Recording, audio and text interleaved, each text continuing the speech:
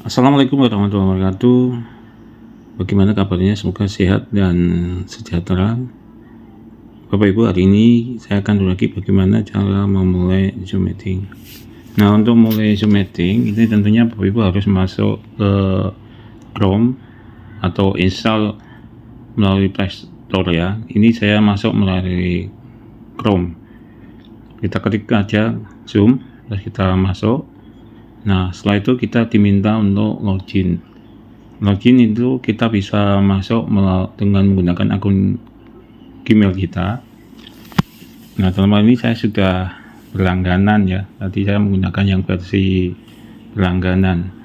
Karena itu saya masukkan email dan password Zoom berlangganan saya. Ada juga yang versi gratis. Setelah itu kita akan masuk ke pengaturan verifikasi 2 langkah. Nah, ini saya lewati.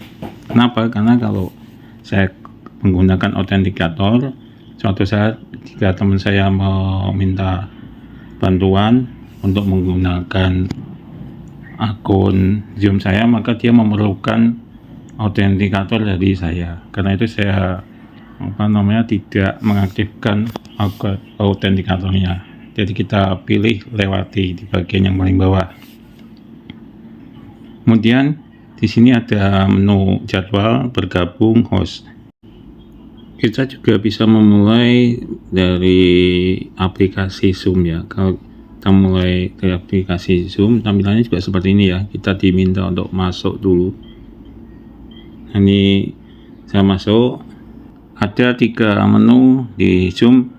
Yang pertama jadwal, kedua bergabung, yang ketiga host. Karena kita membuat bagi kita klik jadwal. Di bagian penjadwalan, yang pertama yang harus diisi adalah topik dari webinar kita atau rapat konferensi video yang akan kita laksanakan. Kemudian waktunya kapan itu kita bisa menentukan, dan berapa lama Zoom yang akan kita laksanakan. Jadi durasinya bisa 1 jam, 2 jam, dan seterusnya. Untuk versi gratis biasanya 40 menit. Ini karena saya berlangganan berarti bisa milih 2 jam atau lebih. Itu ada rapat berulang, itu bisa kita pilih kalau memang kita jadwalkan berulang. Tapi tidak saya pilih. Kemudian ada ID rapat ya, ID rapat. Ini saya pilih otomatis. Nah, ini ID rapat fungsinya kalau ada teman yang tidak punya link, cukup masukkan ID dan passwordnya bisa ikut rapat Zoom kita. Kemudian juga ada kode sandi. Ada bawaannya sebenarnya, tapi kode sandi ini bisa kita rubah juga dengan cara klik pada bagian kode sandi. Kemudian kita rubah sesuai dengan kebutuhan. Nah, setelah kita selesai membuat kode sandi, lanjut ke bagian bawahnya yaitu ruang tunggu. Nah, ruang tunggu ini kita klik, kita centang apabila kita ingin menjaga ya privasi atau keamanan rapat kita. Karena kalau kita tidak centang, biasanya ada orang asing yang mungkin masuk dan bisa membuat kegaduhan. Contohnya di beberapa kasus sebelumnya ada yang tiba-tiba berbagi layar terus menampilkan video-video yang kurang baik. Nah, di sinilah perlu yang namanya host ya. Host inilah dan co-host yang mengatur agar rapat itu tidak kacau.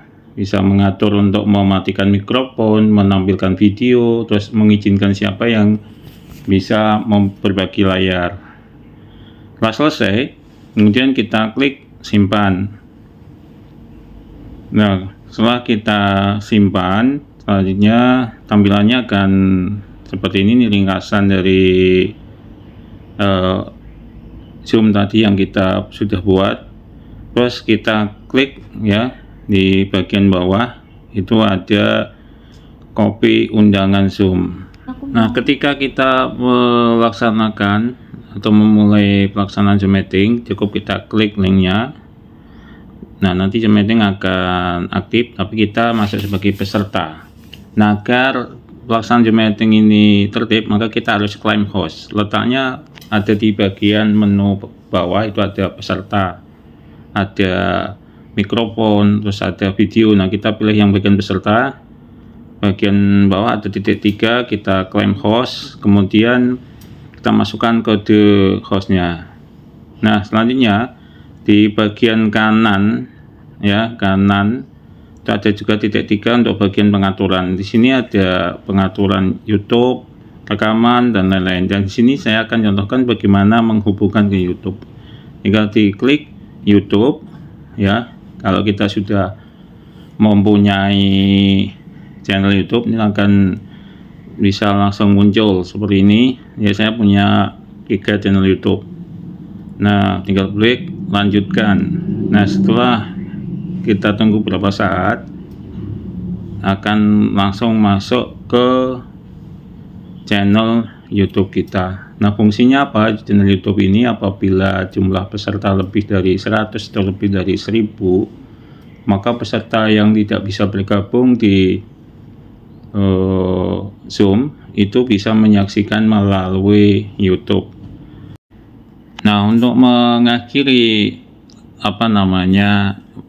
live YouTube itu otomatis juga kita bisa mengakhiri dari Zoom-nya itu dengan cara mengakhiri webinar atau mengakhiri Zoom meeting yang ada di bagian kanan bawah. Nah, seperti ini ya. Kalau sudah kita klik, maka otomatis Zoom-nya juga berakhir. Terima kasih. Assalamualaikum warahmatullahi wabarakatuh.